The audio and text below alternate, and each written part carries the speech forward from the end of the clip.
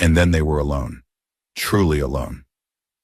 The moment the doors closed, he reached for her, not with the brutal, commanding hunger he was known for, but with a desperate, reverent need that surprised even himself. Cindy met him halfway. Their mouths crashed together, tasting, claiming, devouring. His hands buried themselves in her soft hair, and her fingers gripped his jacket like she was trying to anchor herself. It wasn't messy or awkward. It was urgent, raw, a collision of something bigger than either of them could control. Cameroon stumbled back against the elevator wall, dragging her with him. Her body fit perfectly against his tall and slender, yet strong, meeting him stroke for stroke, kiss for kiss. When the elevator chimed, announcing their floor, they broke apart for just a second, breathing heavily, eyes wild and dark with something that went far beyond lust. Neither spoke. They didn't need to. The hotel suite door had barely clicked shut behind them before Cameroon lifted her off the ground effortlessly, carrying her across the room as if she weighed nothing. Cindy laughed, breathy and low, and the sound shot straight through his chest, wrapping itself around his heart like a silken chain. He laid her gently on the bed, standing over her for a moment, just looking, trying to memorize every line of her body, every curve, every angle. She lay there, legs slightly bent, chest rising and falling in quick, shallow breaths, her eyes holding his without fear or expectation. He shrugged out of his jacket, loosened his tie, and crawled onto the bed like a predator stalking the most precious prey. But when he touched her, when his hands finally slid under the hem of her dress, his movements were careful, almost reverent, as if he feared that if he moved too fast, she might disappear. Cindy's dress slipped away like water, pooling at her waist. Cameroon's breath caught at the sight of her, breathtaking, real, bare. "God," he whispered, his voice rough. She smiled softly, reached for him, pulling him down to her. Their mouths found each other again, slower this time, deeper, more deliberate. As he slid into her,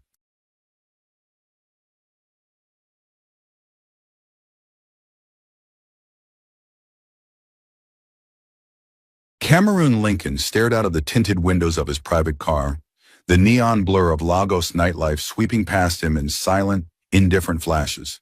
His black suit, custom-tailored in Milan, sat perfectly against his lean, muscled frame. His face, sharp and striking, looked carved from stone, expressionless, unreadable. To his workers, to the business world, to the media, he was the ruthless king of Lagos's hospitality empire, a man with a heart of iron and a mind sharper than razors. But tonight, he felt none of it. Tonight, he felt empty. The jet had landed just past sunset after a grueling inspection of his latest acquisition in London, a new 5-star restaurant that, despite its glittering reviews, hadn't met his standards. He had raged quietly during the flight back, chewing through reports and re-strategizing the Lagos branch's quarterly targets. But when the wheels touched down and his phone was flooded with messages, urgent, needy, demanding, he suddenly felt sick of it all. He didn't go home. He didn't check in with his executive team. Instead, he ordered the driver to take him straight to one of his first loves, Elan, his flagship restaurant nestled in the heart of Victoria Island. Elan was everything he prided himself on: sleek, world-class, luxurious, but intimate. He had built it 10 years ago when he was just 25, a young lion with nothing but ambition, rage, and a cold determination to never need anyone. Now at 35, with over 50 properties under his brand and millions at his command, he should have felt victorious. Instead, sitting alone in the private booth reserved for him, nursing a glass of neat scotch, Cameroon felt like a king with no heir, no queen, and no one even worth missing. A low sigh escaped him, barely audible over the soft jazz playing through the restaurant's speakers. He didn't allow himself to feel often. Feelings were liabilities. Feelings had no place in boardrooms or mergers. Feelings got you killed. His only emotional attachments were his siblings, younger brothers Caleb and Carson, and his mischievous baby sister, Chloe. They were the only ones who ever dared laugh at him, tease him about his empty penthouse, about his allergic reaction to anything remotely resembling intimacy. He smirked faintly to himself, remembering Chloe's parting shot before he left for London. "One day, Cameroon, some woman is going to make you eat all that ice-cold pride. You'll be lucky if she doesn't spit you out afterward." He shook the thought away and poured himself another drink. And that was when she walked in. The soft chime of the restaurant door opening barely registered at first. Cameroon didn't lift his head. Another customer, another pair of shoes clacking across his imported Italian marble floors. Normally, the staff knew better than to disturb him during his late-night visits. The booth he occupied was set apart, half-shielded behind a velvet rope, private, untouchable. But something shifted in the air, a subtle current, a change in the room's energy. It was enough to make him glance up over the rim of his glass, and the sight froze him mid-sip. She stood just inside the entrance, pausing to glance around the room, and for a moment, it seemed as if the whole damn city paused with her. Tall, slender, majestic. Her skin, a rich deep brown that caught the restaurant's ambient lighting like polished onyx, glowed with an effortless radiance. Her hair was pulled up into a neat, stylish bun atop her head, revealing the elegant slope of her neck and the high sculpt of her cheekbones. She wore a simple, fitted black dress, knee-length, sleeveless, that clung to her body like a lover's caress. No flashy jewelry, no loud colors, just the purity of her presence, bold yet unassuming, powerful without effort. Cameroon blinked once, slowly, wondering if the jet lag was making him hallucinate, because he had never not once felt the air thicken around him just because of a woman's arrival. And yet here he was, forgetting how to breathe. And she moved with the kind of grace that couldn't be taught, natural, regal, born of confidence and the kind of self-assuredness that couldn't be bought or faked. As she approached the host's stand, her heels clicked softly against the floor, a rhythm that somehow matched the slow, stunned beating of his heart. From his booth, partially hidden by the velvet rope, he watched her exchange a few words with the hostess. There was a gentle tiredness to her smile, a politeness that didn't mask the shadows under her eyes. She was weary, not physically but soul deep. The kind of exhaustion he recognized all too well. For reasons he couldn't explain and didn't want to examine, Cameroon set down his glass and leaned forward slightly, unable to tear his gaze away. She wasn't just beautiful, she was real, raw, untouched by the kind of fake polish he saw too often in Lagos's upper circles. She didn't carry herself like she needed attention, nor like she was trying to avoid it. She simply was. And it was magnetic. The hostess led her to a small table near the floor-to-ceiling windows, alone. She settled into her seat with a quiet grace, pulling out her phone briefly before setting it aside with a sigh that Cameroon could feel from across the room. Something twisted in his chest. He didn't know her name, didn't know her story, but he knew, instinctively, that she wasn't meant to be sitting alone tonight. Neither was he. Without thinking something he never allowed himself to do, he rose from his booth. In the seconds it took him to cross the floor, a battle raged inside him.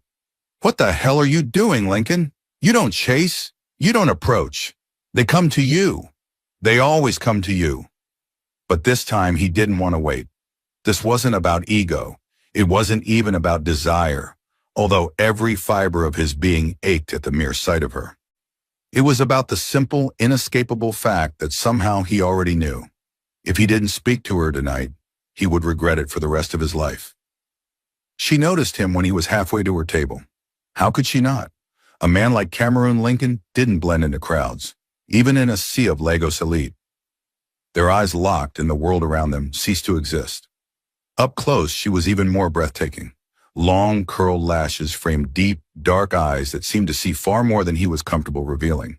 Her full lips, unpainted and natural, parted slightly in surprise as he stopped at her table.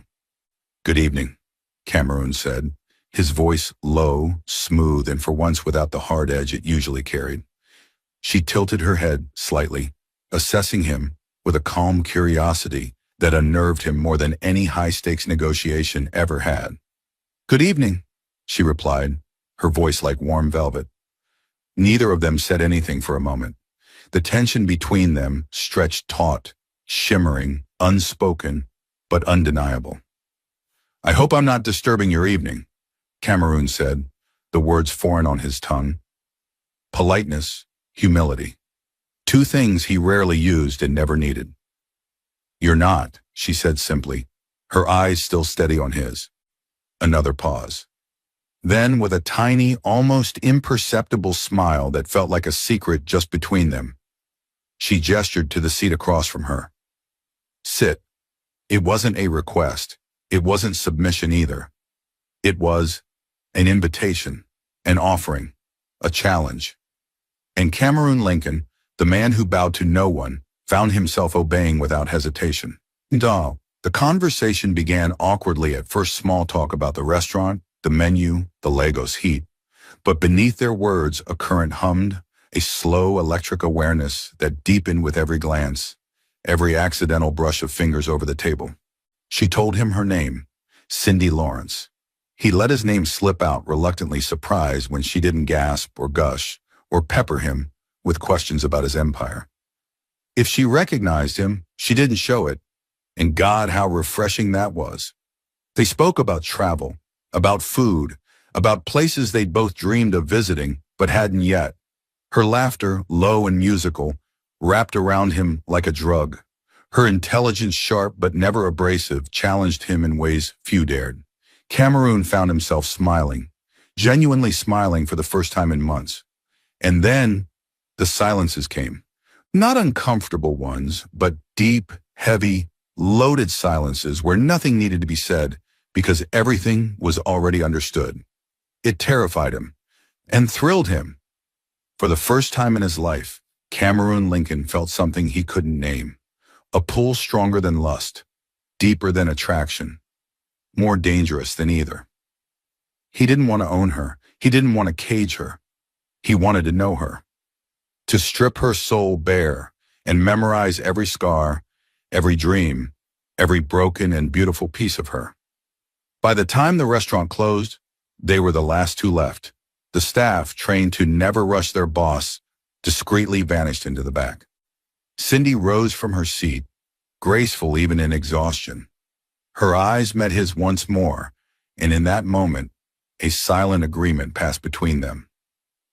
Neither of them wanted the night to end.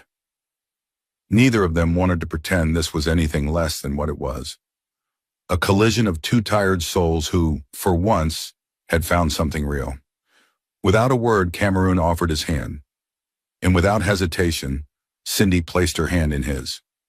The ride to the hotel was a blur. Neither of them spoke much. There were no promises whispered, no seductions plotted. There was only the heavy pull between them, dragging them together like two magnets that had spent too long apart. Cameroon barely remembered checking them in. He barely remembered tipping the stunned concierge who, no doubt, recognized him. All he remembered was Cindy's hand in his warm, real, grounding as they entered the elevator, and the doors slid shut behind them. And then they were alone, truly alone. The moment the doors closed, he reached for her, not with the brutal, commanding hunger he was known for, but with a desperate, reverent need that surprised even himself. Cindy met him halfway. Their mouths crashed together, tasting, claiming, devouring. His hands buried themselves in her soft hair, and her fingers gripped his jacket like she was trying to anchor herself. It wasn't messy or awkward. It was urgent, raw, a collision of something bigger than either of them could control. Cameroon stumbled back against the elevator wall, dragging her with him. Her body fit perfectly against his tall and slender, yet strong, meeting him stroke for stroke, kiss for kiss. When the elevator chimed, announcing their floor, they broke apart for just a second, breathing heavily, eyes wild and dark with something that went far beyond lust. Neither spoke. They didn't need to. The hotel suite door had barely clicked shut behind them before Cameroon lifted her off the ground effortlessly, carrying her across the room as if she weighed nothing. Cindy laughed, breathy and low, and the sound shot straight through his chest, wrapping itself around his heart like a silken chain. He laid her gently on the bed, standing over her for a moment, just looking, trying to memorize every line of her body, every curve, every angle. She lay there, legs slightly bent, chest rising and falling in quick, shallow breaths, her eyes holding his without fear or expectation. He shrugged out of his jacket, loosened his tie, and crawled onto the bed like a predator stalking the most precious prey. But when he touched her, when his hands finally slid under the hem of her dress, his movements were careful, almost reverent, as if he feared that if he moved too fast she might disappear. Cindy's dress slipped away like water, pooling at her waist. Cameroon's breath caught at the sight of her, breathtaking, real, bare. "God," he whispered, his voice rough. She smiled softly, reached for him, pulling him down to her. Their mouths found each other again, slower this time, deeper, more deliberate. As he slid into her, finally, completely, Cameroon felt something inside him crack wide open. It wasn't just physical, it was soul deep, as if some part of him that had been frozen, locked away behind years of ruthlessness and ambition, was thawing under her touch. Her mind, her heart, her soul. He thrust into her with slow, deliberate strokes, each one a silent prayer. Her hands clutched at his back, nails digging into his skin, branding him. Their bodies moved in a rhythm as old as time, a dance of hunger and fulfillment, of breaking and healing. Time lost all meaning. There was only her scent, her taste, her sounds, those soft, breathy moans that she tried to hold back but couldn't. Cameroon had bedded many women in his life. He was no stranger to passion or pleasure. But this was different. This was everything. His heart thundered in his chest, wild and reckless, drowning out every rational thought. He wanted to stay inside her forever. He wanted to build a life in the spaces between her breaths. He wanted to rewrite every chapter of his existence to include her on every single page. The realization shook him to his core. He pulled back just enough to see her face, to look into her eyes. What he saw there made his chest ache. Vulnerability, need, tenderness, and something else. Something she was hiding. A wall, still standing, still guarded. A reminder, this isn't yours, not yet. The thought made him thrust harder, desperate, needing to imprint himself into her very soul. She cried out, her body arching under his, and he followed her over the edge moments later, burying his face in the crook of her neck as he spilled himself into her with a groan that sounded like surrender. He collapsed beside her, gathering her trembling body against his. They lay there in the tangled sheets, sweat slicked and sated, the silence between them heavy with unspoken things. Cameroon wanted to say something, to ask her to stay, to ask her to tell him her fears, her dreams, her demons. But the words caught in his throat. He had never been good at asking, only taking, owning. And somehow he knew, deep down, that Cindy Lawrence was not a woman who could be owned. She would have to be one. The thought both terrified and exhilarated him. As he drifted into a deep, dreamless sleep, his last conscious thought was a silent, desperate prayer. Please don't let this be the end. But when he woke the next morning, sunlight filtering through the floor-to-ceiling windows, the space beside him was cold. Empty. Cindy was gone. No note, no lingering scent on the pillows, no indication that she had ever been there at all. Cameroon sat up slowly, rubbing a hand over his face. It didn't make sense. Women didn't leave him. He left them. He set the rules. He decided when it ended. He controlled everything.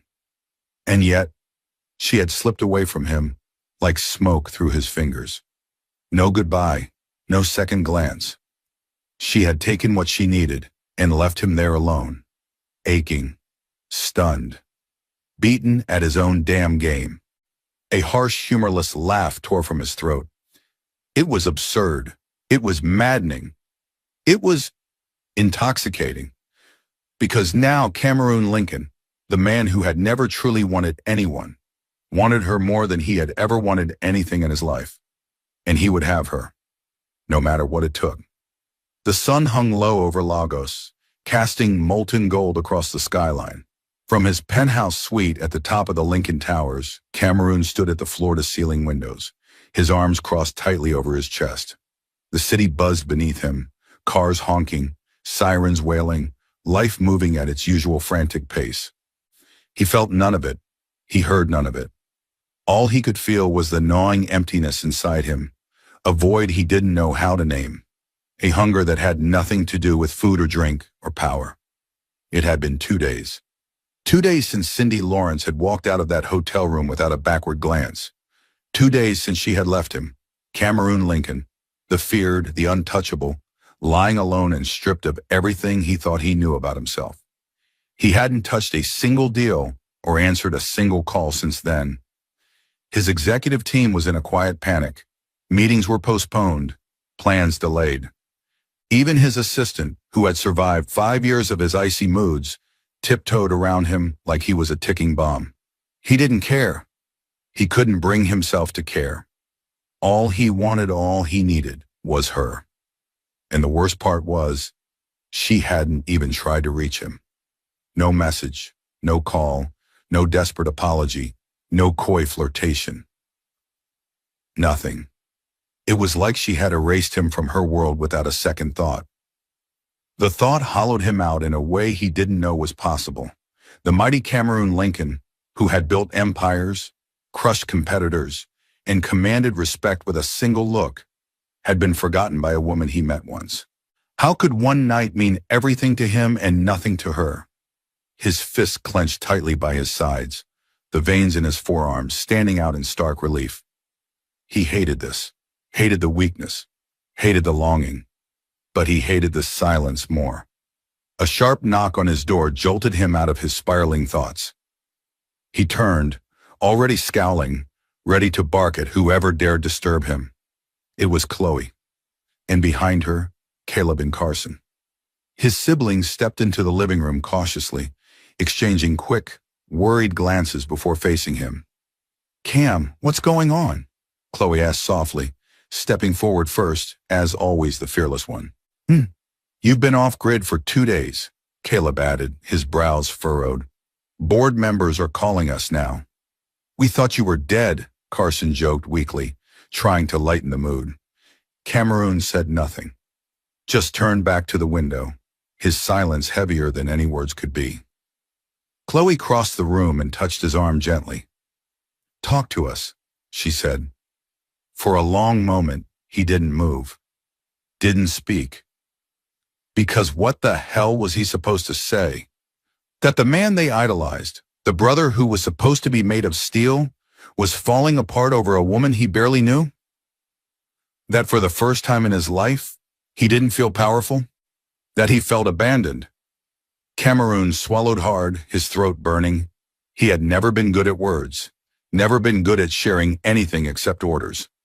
But something cracked open inside him then, and before he could stop himself, the words spilled out, low, hoarse, broken. "I met someone," he said. The room went dead silent. "You, what?" Caleb blinked. "I met someone," Cameroon repeated, forcing the words past the lump in his throat. "And I can't get her out of my head," Chloe gasped, covering her mouth with her hand. Carson sat heavily on the nearest couch, staring at him like he had just grown a second head. "I don't understand," Chloe said carefully. "Who is she?" "I don't know," Cameroon said, a bitter laugh escaping him. "I barely know anything about her. Her name's Cindy. That's it. We spent one night together, and she left. No note, no message, nothing." He turned to face them fully then, and the vulnerability in his eyes stunned them into silence. "Oh, I thought—" He shook his head, laughing again, but there was no humor in it. "I thought I was immune, thought I was untouchable, that no one could ever matter enough to shake me."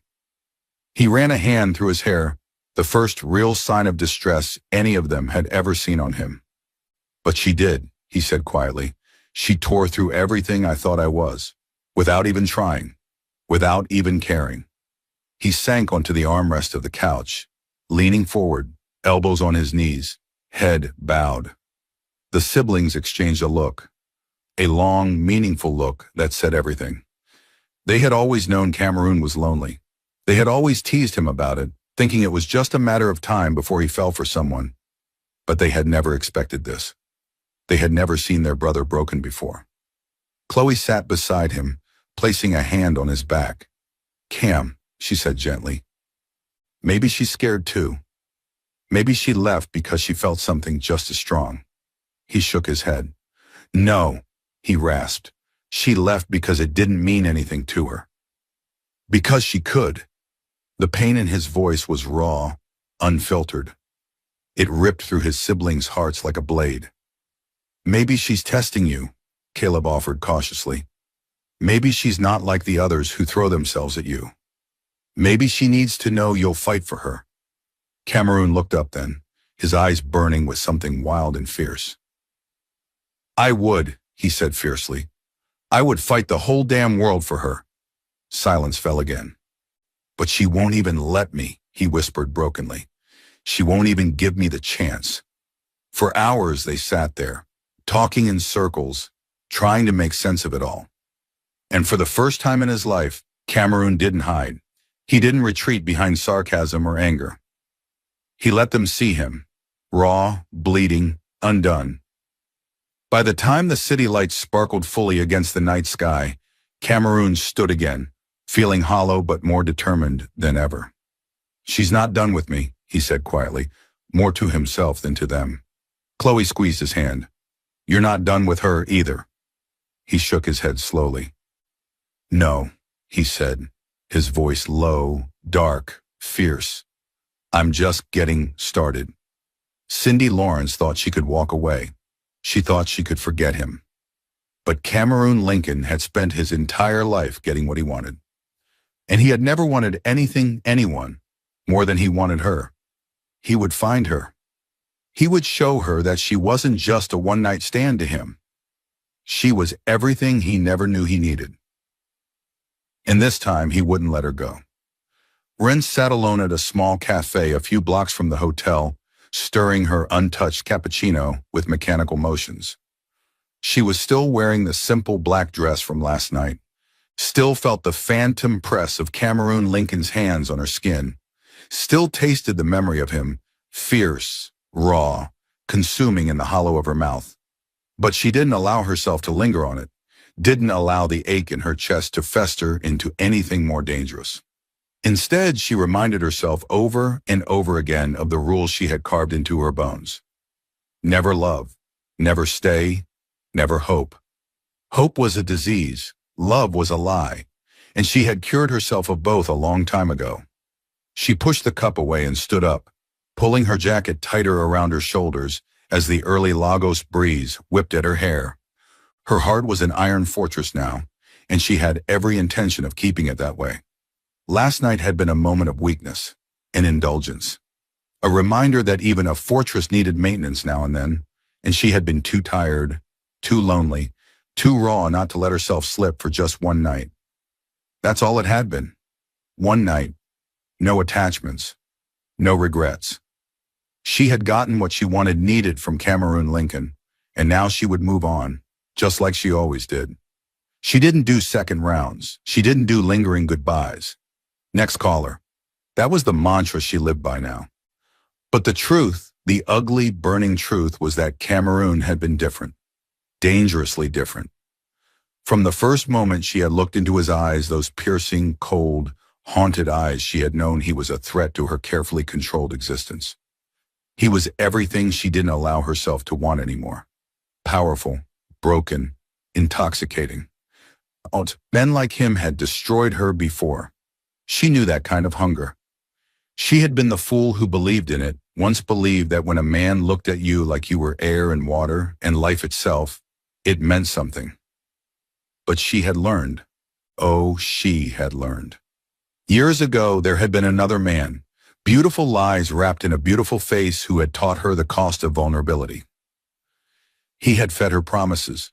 He had loved her, or so she thought, until the day he gutted her without a second thought, trading her dreams for his ambition, her loyalty for his own survival. Cindy had given everything she had: her heart, her faith, her trust.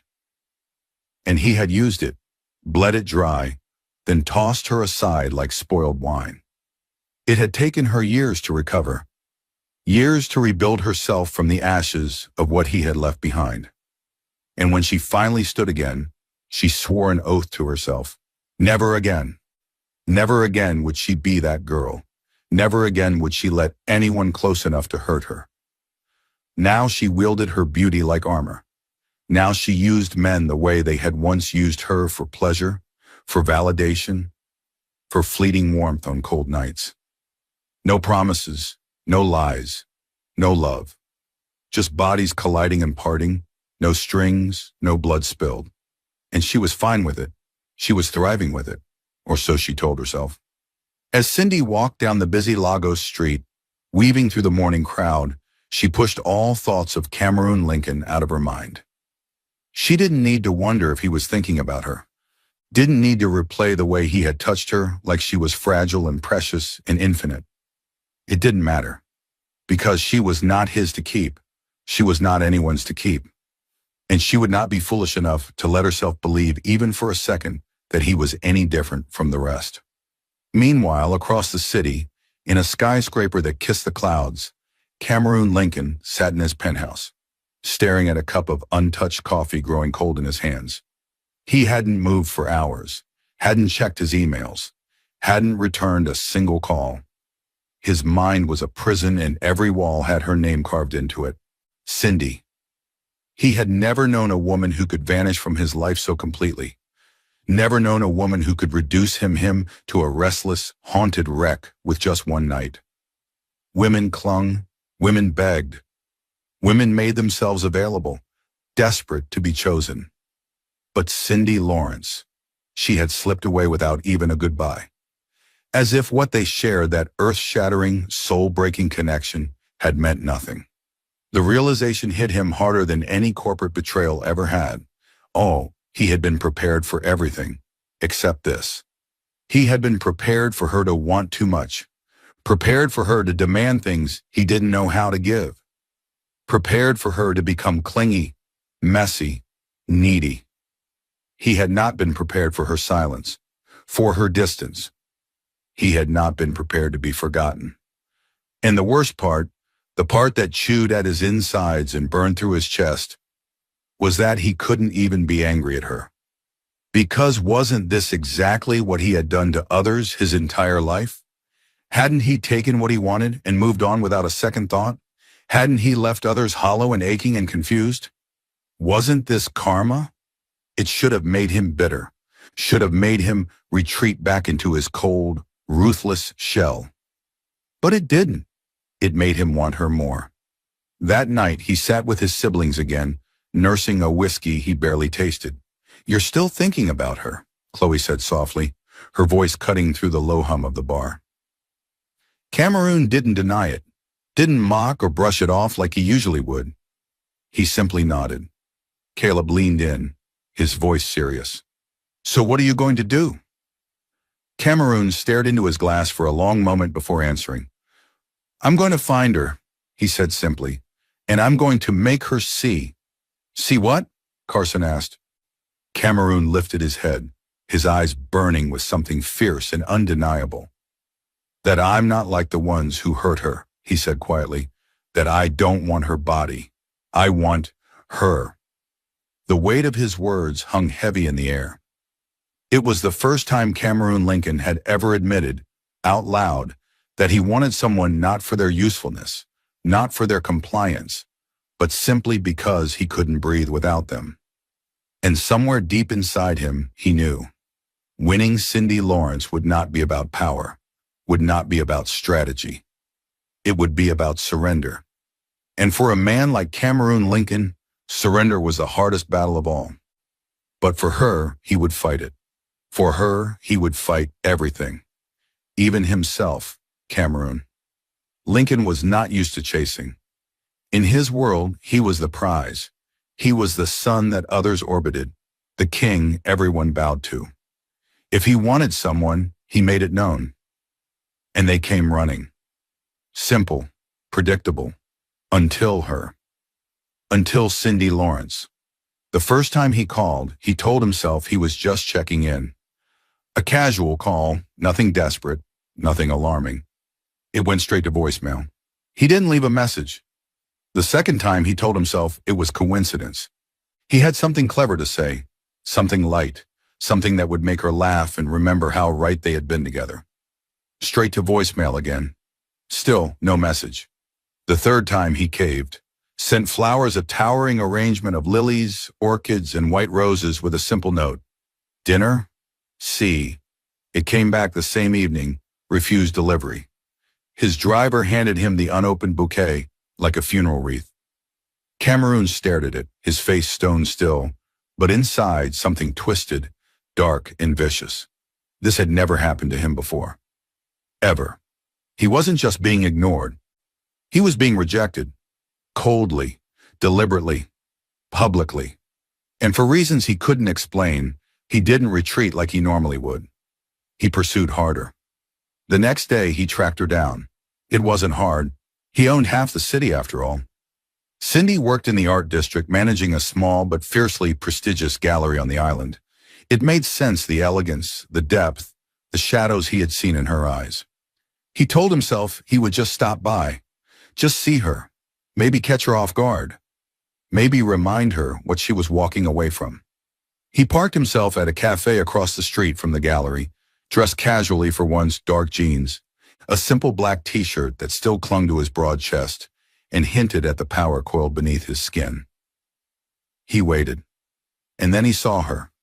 Cindy walked out of the gallery with a colleague, laughing at something they said, her smile blinding in the late afternoon sun. For a moment, Cameroon just watched her, something tightening painfully in his chest. She looked happy, carefree, like their night together hadn't left a single crack in her perfect world. When she spotted him across the street, her smile faltered, but only for a fraction of a second. Then, to his horror, she turned to her colleague, said something, and began to walk straight toward him. For a breathless moment, Cameroon allowed himself to hope. Maybe she had missed him. Maybe she had been pretending to be cold because she was scared. Maybe Cindy stopped 2 feet from his table. She didn't sit, didn't smile. She looked down at him with a cool, detached gaze that made the blood in his veins run cold. "Following me now?" she said, her voice light but dripping with disdain. Cameroon rose slowly, towering over her, but she didn't flinch. "I wanted to see you," he said simply, refusing to play games. Her brows lifted elegantly. "Why?" she asked, loud enough for the nearby tables to overhear. "You got what you wanted, didn't you?" A low murmur spread through the cafe as a few heads turned. Cameroon felt the burn of humiliation creep up his neck. He gritted his teeth. "I think you know it wasn't just that." Cindy laughed, a sharp, cold sound. "No," she said, her voice pure ice. "I don't know anything. I just know a man who wanted a night of fun. Congratulations, you got it. Hope it lived up to your expectations." The words hit harder than a physical blow. People were openly staring now, some recognizing him, some just sensing the spectacle. Cameroon clenched his fists at his sides, struggling to contain the violent mix of anger, shame, and desperate need that boiled inside him. "Cindy," he said quietly, urgently, "please, just, no." She cut him off, her voice flat. She leaned in slightly, just enough so that only he could hear her next words. "I don't do repeats. I don't do second chances. I don't fall in love. And I sure as hell don't chase." She pulled back, her eyes glittering with something bitter and raw. "You should try taking the hint, Mr. Lincoln," she said, her tone mocking now. "You're not special." Then she turned, her heels clicking sharply against the pavement, and walked away without a backward glance. Cameroon stood there for a long moment, his chest heaving, his jaw locked so tightly it hurt. He could feel the judgmental stares of the cafe patrons burning into his back. The mighty Cameroon Lincoln, publicly humiliated, publicly dismissed, like some lovesick fool. The shame was suffocating. But beneath the shame, beneath the fury, there was something else burning hotter and brighter. Obsession. He should have hated her, should have walked away and buried the memory of her under layers of power and indifference. But he couldn't. Because even in her cruelty, even in her rejection, Cindy Lawrence was the most real thing he had ever touched. And Cameroon Lincoln was nothing if not relentless. Later that night, back at Lincoln Towers, Chloe found him sitting alone in the darkened lounge, a half-emptied bottle of whiskey at his side. "She humiliated you," Chloe said gently, sitting across from him. He didn't deny it. "Yeah," he rasped, his voice wrecked. "And you're still thinking about her?" she asked, astonished. He met her eyes, and for the first time she saw it clearly, the vulnerability, the desperate hunger, the soul-deep need. "I can't stop," he whispered. Chloe's heart ached for him. "Cam," she said softly, "maybe she's not ready to be saved." He shook his head slowly. "I'm not trying to save her," he said. I just need her. Simple, final. Like a vow spoken into the dark. Chloe reached over and squeezed his hand, tears stinging her eyes. Because she knew, deep down, that Cameroon Lincoln was in deeper than he even realized. And Cindy Lawrence, she wasn't just a woman he wanted. She was the woman who could either save him or destroy him. The night after Cindy's brutal rejection stretched into endless hours. Cameroon. Lincoln lay awake in the vast emptiness of his penthouse, the darkness pressing down on him like a second skin. The city lights sparkled far below, uncaring, oblivious. He had everything a man could want: power, money, respect, fear. But lying there, sleepless and hollow, it all felt meaningless. Because the one thing he truly wanted, was out there living her life without him. And for the first time in 35 ruthless years, he realized something gut-wrenching. He couldn't force Cindy Lawrence to love him. Couldn't buy her. Couldn't command her. Couldn't intimidate her into his world. If he wanted her, he would have to earn her. The right way. The thought terrified him. Because Cameroon Lincoln had never earned anyone's heart in his life. He didn't know how. By morning, the decision was made. No more grand gestures. No more chasing her like a man on fire. He would have to become something he had never been. Patient. He would have to meet her on her terms. Prove to her, slowly, steadily, that he wasn't another man who would use her and leave her broken. He didn't know if he could do it. Didn't know if the man he was could survive the transformation it would take. But for her, for Cindy, he was willing to try, even if it killed him. The first change came at the office. His assistants, his executives, his partners, they all noticed it. The sharp, cold anger that used to lash out at the slightest mistake was gone. The impatient demands, the impossible expectations, gone. Cameroon became calmer, more deliberate. He listened more, spoke less. It confused everyone. Rumors whispered through the halls of Lincoln Holdings. Was he sick? Had he lost his mind? He didn't care. Because every time he bit back a harsh word, every time he extended grace instead of condemnation, he thought of Cindy's face the way her eyes had gone cold when she told him he wasn't special. He wanted to become someone she could believe in, even if she never saw it. Even if he was rebuilding himself for a woman who might never look at him the same way again. He didn't send flowers anymore. Didn't flood her phone with calls. Instead, he showed up carefully, quietly in places where she was. At an art exhibit she helped organize, he stood in the background, watching her work, admiring her strength and grace from afar. He didn't approach, didn't force a conversation. He let her be. A few days later, he found out from one of her co-workers that the gallery's HVAC system had broken down. Without a word, without taking credit, Cameroon paid to have it repaired anonymously. When her car broke down outside the gallery one stormy night, a tow truck appeared minutes later sent by him, but again, without any note or message tying it to him. He was there, always there, but never pressing, never demanding. Just present, like a silent guardian in the shadows. Weeks passed like this, and slowly, almost imperceptibly, something began to shift. At the next art opening, Cindy didn't ignore him when she saw him in the crowd. She met his eyes briefly, cautiously before turning away. It wasn't an invitation. But it wasn't a dismissal either. It was something. A crack in the wall. Small, fragile, but there.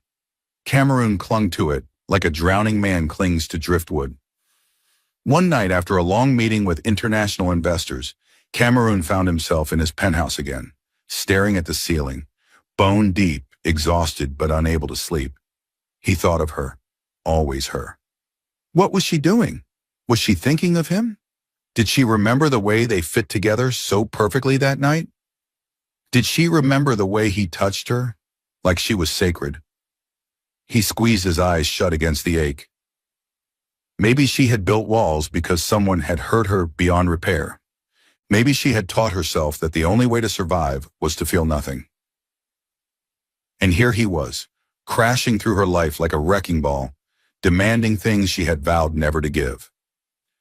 Maybe he didn't deserve her trust. Maybe he hadn't earned it yet. But he would, no matter how long it took. Days turned into another week. Another chance came unexpectedly. One evening, as Cindy closed the gallery alone, a heavy rain began to pour, sudden and violent. Cameroon, who had been sitting in his car nearby under the guise of just checking on the property, saw her struggling with her umbrella at the door. Something deep and primal surged inside him. Without thinking, he jumped out of the car, rain soaking him within seconds. He ran to her.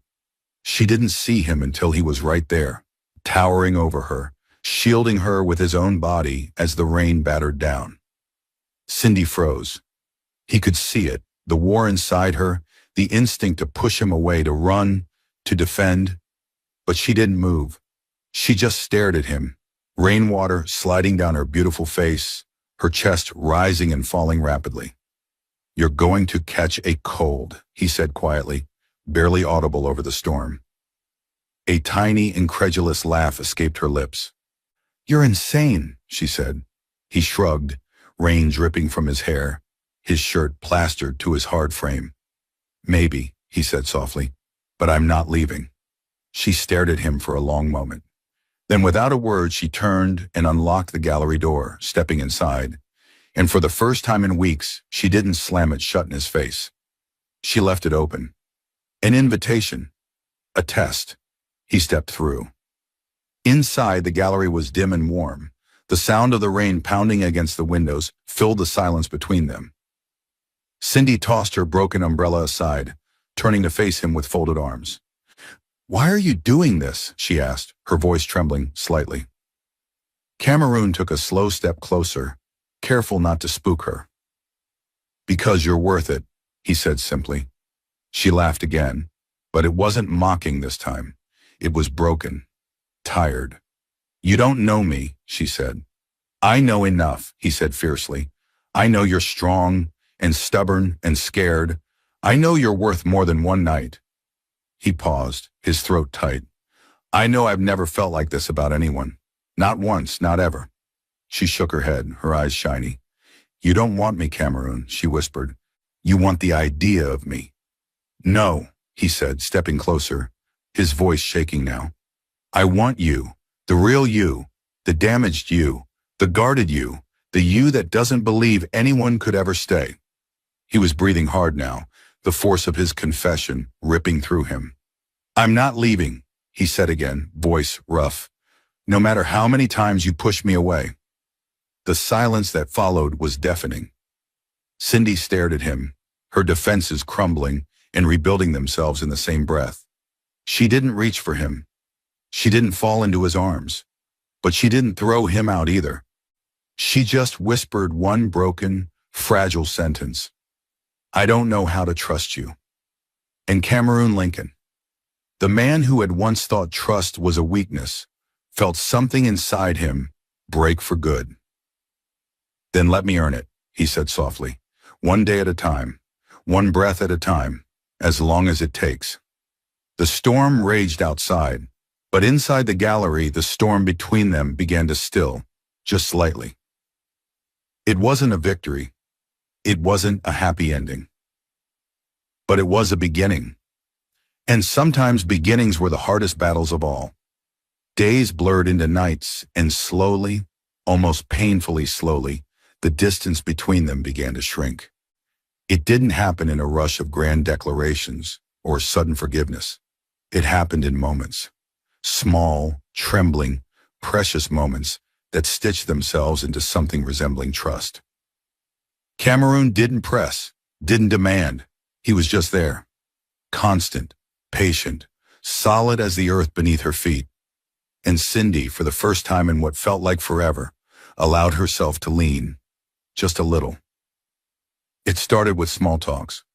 They would sit together after the gallery closed, the rain tapping against the windows, the soft hum of the city in the background. Conversations started awkwardly at first. Work, the weather, harmless little things that couldn't draw blood. But soon words began to slip through the cracks in her armor. Real words. Real truths. And Cameron caught every single one like they were sacred. He never judged, never rushed. He just listened, with a focus so fierce it nearly unraveled her. She told him about her childhood, how she had grown up feeling invisible, the middle child in a chaotic family where love was doled out in rations. She told him about her dreams of being an artist herself once, before practicality and survival crushed them beneath the weight of bills and heartbreak. She told him about the man who had taught her that vulnerability was a weapon best used against you, about how she had sworn she would never give her heart to anyone again. And through it all, Cameron sat there silent, unmoving, his eyes burning with something deeper than pity, deeper than sympathy. It was reverence. He was seeing her, all of her, and it broke her heart in ways that betrayal never had.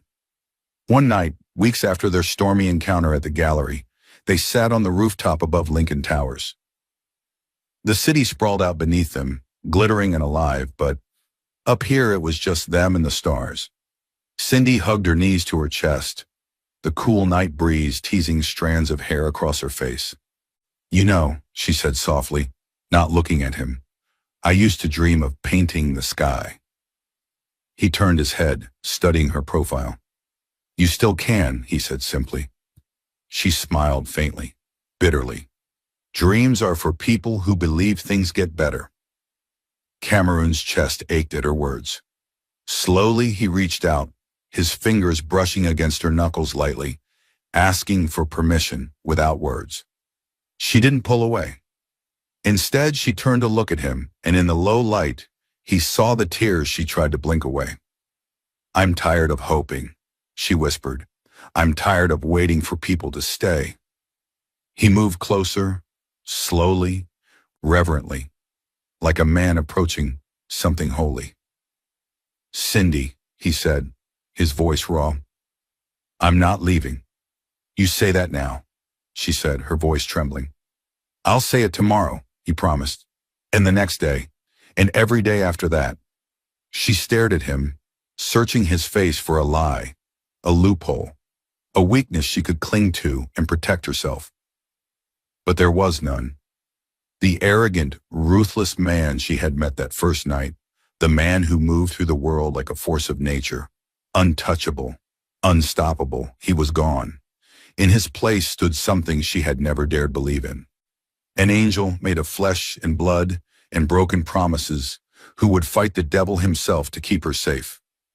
A man who loved her already, whether he admitted it aloud or not. Cindy sucked in a shaky breath. I'm scared, she admitted, the words burning her throat. I know, Cameron said, his voice breaking. I'm damaged, she said. tears slipping down her cheeks. "So am I," he said, brushing them away with the gentlest touch. "I don't know how to be loved," she whispered. "Then let me show you," he said, his hand cradling her face, one moment at a time. The dam inside her broke. Sobs racked her body, ugly and raw and violent, and Cameroon pulled her into his arms without hesitation, holding her like she was the most precious thing he had ever touched. He didn't say empty words. He didn't promise her forever in the hollow way men had promised her before. He just held her, rocked her, let her fall apart in his arms. And when her cries finally softened into shuddering breaths, he pressed his forehead against hers and spoke the only truth that mattered. "I love you," he said, voice shaking. "I don't know when it happened. I just know it's real. It's the only thing I'm sure of anymore." Cindy's heart thudded painfully in her chest. "And I will protect you," Cameroon vowed fiercely, his voice low and shaking with emotion. "Even from yourself if I have to. Even from the demons you think will never leave you. I will fight them all." He pulled back enough to look into her eyes, his own gleaming with unshed tears. "You're not alone anymore, Cindy Lawrence," he said. "Not if you don't want to be." She stared at him, broken and terrified and aching. And for the first time since she had built her fortress, she felt something stir in the rubble. Hope. Later, when they sat wrapped in each other's arms under the stars, Cindy closed her eyes and allowed herself, just for a moment, to believe in the impossible. Maybe love didn't have to be a battlefield. Maybe it could be a shelter. Maybe, just maybe, she had found a man who wouldn't run at the first crack in her armor. Maybe she could finally stop running too. She didn't say the words back yet. She couldn't. But she tucked his promise into the deepest, most wounded part of her heart. And for now, that was enough. Because Cameroon Lincoln, the ruthless king of Lagos, had become something she never expected. Hers. The next few weeks unfolded like a dream Cindy was afraid to wake from. Cameroon was everything. Steady, patient, gentle in a way that almost hurt to be near. He didn't rush her, didn't demand confessions of love or declarations of forever. He just stayed. Through her bad days, her silences, her panic attacks when old wounds reopened. He stayed. He never wavered, never used her vulnerability against her, never made her feel small. Cindy found herself laughing more, sleeping deeper, smiling without thinking. It terrified her. Because this happiness, this peace, it felt too fragile, too rare, too impossible. It felt like standing on a glass bridge, beautiful but ready to shatter at the first wrong step. And deep down, no matter how hard she tried to silence the voice, the fear whispered louder and louder. What if he leaves? What if you fall and he doesn't catch you? What if you lose everything? Again. One evening, as they walked hand in hand through the art district after closing her gallery, Cindy felt the panic rising inside her like a tidal wave. Cameroon squeezed her hand gently, glancing down at her with those warm, steady eyes. "You okay?" he asked softly. She forced a smile, nodded, but inside she was unraveling. By the time they reached her car, she couldn't hold it in anymore. "I need space," she blurted, her voice trembling. Cameroon froze. His grip loosened, but he didn't let go completely. "Okay," he said calmly, his voice even. "How much?" "I don't know," she whispered. I need to breathe." He studied her, not with anger or hurt, but with something deeper, something achingly understanding. "Take all the space you need," he said. "I'm not going anywhere." The tears stung her eyes instantly. Because she had expected resistance, expected him to get angry, to pull away. Instead, he smiled, a small, sad smile, and tucked a loose curl behind her ear. "I love you," he said simply, "and I'm going to love you tomorrow, and the day after that, and every day you let me." He kissed her forehead gently, like she was something sacred, and then he stepped back, giving her the distance she needed. even if it tore him apart inside. Cindy cried all the way home that night. Because how do you push away the first person who stayed? How do you protect yourself from the very thing you need most? She didn't have the answers. All she knew was that Cameroon Lincoln, ruthless, feared, arrogant Cameroon, had become her shelter. And she didn't know if she could survive losing him. 3 days later, he showed up at her parents' home. Cindy stood frozen in the hallway as her mother peeked out the window and gasped. "Isn't that?" her mother whispered, eyes wide. Cindy swallowed hard. "Yeah," she croaked. "It's him." Her heart thundered in her chest. She hadn't told her parents much, only that she was seeing someone serious. She hadn't wanted to get their hopes up, hadn't wanted to jinx it. But here he was, suit impeccably tailored, flowers in hand, face set in that determined, stubborn expression she had come to love. He had come, not for appearances, not for show, but for her, to prove that he wasn't leaving. Not just to her, but to the people who mattered most in her life. The meeting was awkward at first. Her father, stern and protective, asked 1,000 questions, drilling into Cameroon with a ferocity that made Cindy want to crawl under the table. But Cameroon answered every question with quiet strength and brutal honesty. He didn't pretend to be perfect, didn't sugarcoat his flaws. "I was a man who didn't know how to love," he said simply, meeting her father's gaze head-on. "I built walls around myself so thick that even I forgot who I was behind them." He paused, his eyes finding Cindy across the table. "But she reminded me," he said, his voice rough with emotion. "She reminded me what it means to care, to fight, to hope." Cindy's breath caught painfully in her throat. Her mother dabbed at her eyes with a napkin, pretending not to cry. And her father, after a long, tense silence, finally extended his hand. "You heard her," her father said gruffly, "and it won't be just her you'll answer to." Cameroon smiled faintly, gripping the older man's hand firmly. "I understand," he said. And in that moment, Cindy knew. She knew she couldn't run anymore. She couldn't let her fears steal this from her. Because Cameroon wasn't just fighting for her. He was fighting with her. For her dreams, for her healing, for their future. The next week, Cindy did something she had never thought she would do. At a gallery opening, a public, glittering event filled with the city's elite, she didn't avoid him. She didn't hide him in the shadows. She walked across the room, in front of everyone, and slipped her hand into his. The murmur that rippled through the crowd was instant. But Cindy didn't care. She looked up at him, smiled, and pressed a kiss to his jawline, leaving no room for doubt. He was hers, and she was his. Publicly, proudly, finally. Cameroon turned to her then, his hand cradling her jaw tenderly, his eyes burning with emotion. "You have no idea," he whispered, "how long I've waited for this." Tears blurred her vision. "I'm here," she said softly. "I'm not running anymore."